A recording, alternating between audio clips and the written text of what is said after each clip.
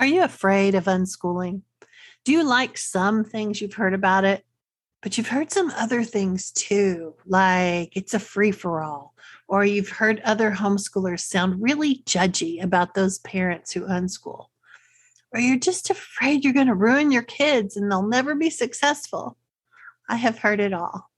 But here's what I know: fear keeps us from making the choices we want to make. Fear keeps us from being the parent we want to be.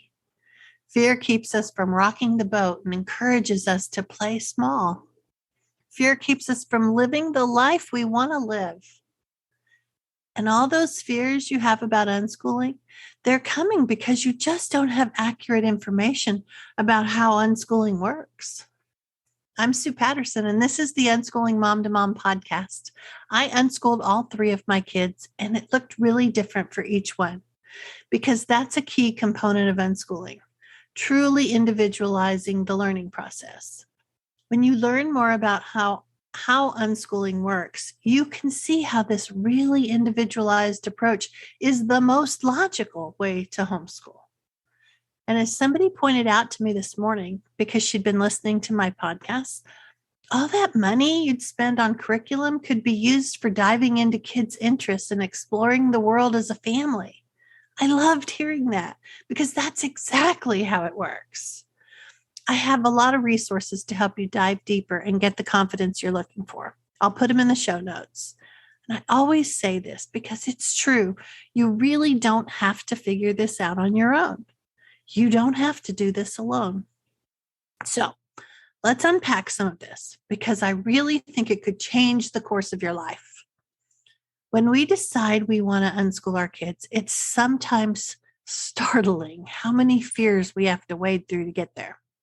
Some of our fears aren't even rational, but they come because they're counterintuitive from many ideas we've been conditioned to believe are right.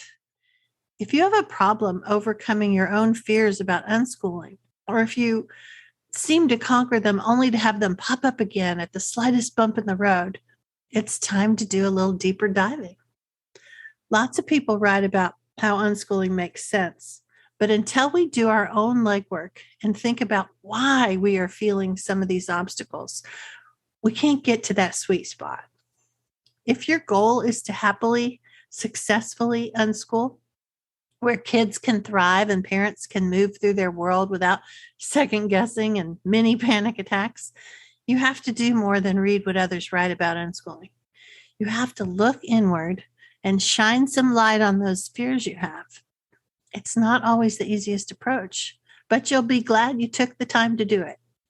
Lots of fears can be lurking inside you.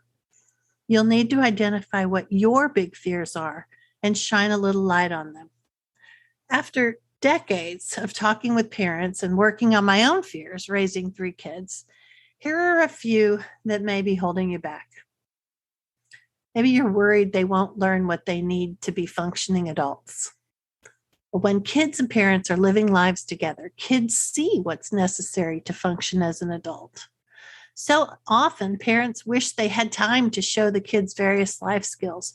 But when kids are in school, they're too busy for that. They have homework and extracurricular activities, and sometimes they really just want to relax after they've done all those required things. I know when I went off to college and when my son did too, we were surrounded by kids that didn't know how to run a washing machine or cook a meal or change the oil. So many life skills were left unlearned. When kids are home with you, you have the opportunity to show them these kinds of things while they're relevant to everyone's life, right there in the moment. So you might need to unpack what it is you're thinking is really needed to be a functioning adult in today's world. To know which president was the 13th and what he was famous for, or when the Battle of Hastings took place, or to be able to rattle off the hierarchy of the 8 ranks in biology's classification system. Do you even remember things like the order of phylum, class, order? I mean, sure, if you became a biologist, but not that many of us do. And in the rare instance that the rest of us might need to know, couldn't we just Google it or watch a YouTube video? Because that's really how we become functioning adults. It's not about how many things we've memorized.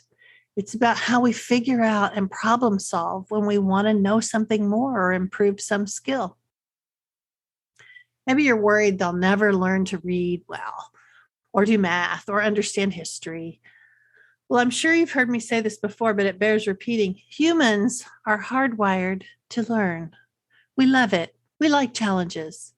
And if you're scratching your head thinking of an example of someone who doesn't, or your child, or maybe even yourself, I'd like you to consider a couple things.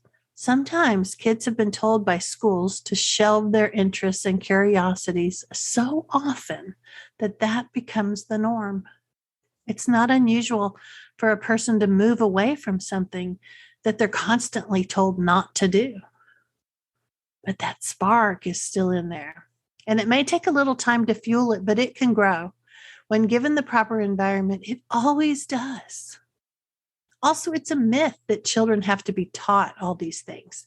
They need an environment and a caring, loving adult who helps them find the resources they're looking for. But they do not need a curriculum to learn anything, including reading and math. A literate environment with adults who play with words and sounds and rhyming and letters and enjoy reading themselves and reading to their children or talking about movies that come from books and story arcs and character development. All these things create the environment for a child to learn to read. Children may learn at 4 or they may learn at 14 and anywhere in between. No one comes to you as an adult and demands to know what your age was when you learned to read. It doesn't have nearly the significance for children outside of school. In school, reading is the way kids receive the information after about the 3rd grade. But as unschoolers, children are able to receive information through conversations, the internet, mentors, movies, YouTube, life experiences. Reading is just one way to gain information. And isn't that the point of reading in the first place? And the same works for math. Math skills can be developed by playing games and having real opportunities to play with math concepts. Discussing historic events help children see the significance in their lives. Learning things that have context and meaning are what stay with a person. And if you're thinking, okay, I see how this could be true, and I kind of feel you hanging on by a thread, that's when you should grab one of those unschooling guides about reading or math, or join the membership group where we have a ton of resources to help strengthen your confidence in unschooling. Maybe you're worried they won't have any friends. Desk proximity does not equal friendship, though. Children make friends based upon shared interests. And since unschooled kids are busy pursuing their interests, they bump into future friends all the time. You might have to dismantle that idea that everyone needs to be at school to make friends, or that all kids need to be surrounded by a ton of other kids. Neither are true. Haven't we all had that feeling of loneliness in the middle of a crowd of people?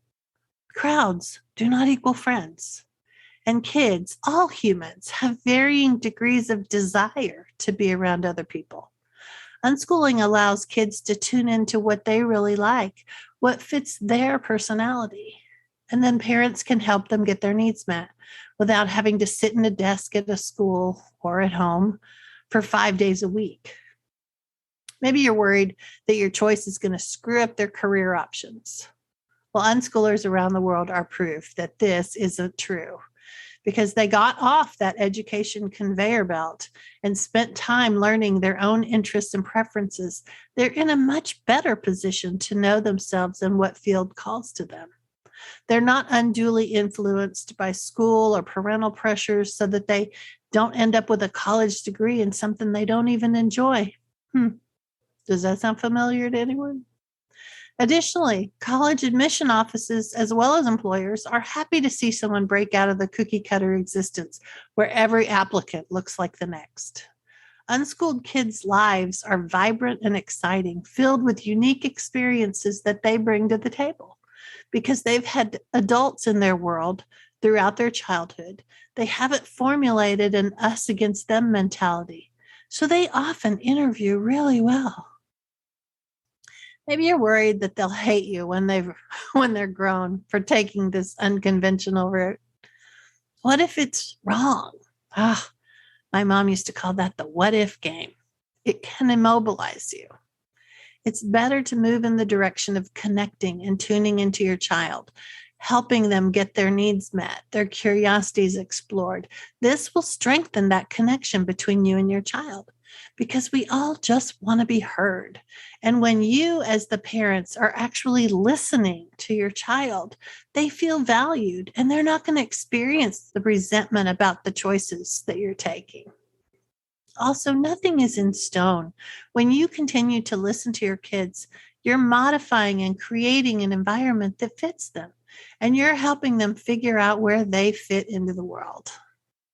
A lot of young adults have something they resent about their childhood and or their parents.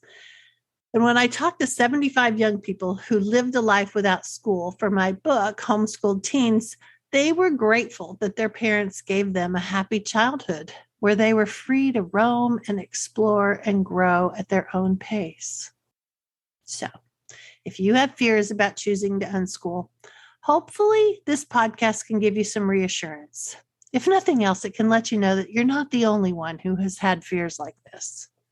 Unschooling really does work. It just takes a little courage on your part to push past the fears. So reach out if you need more support on this journey, and I'll be back again soon. Take care.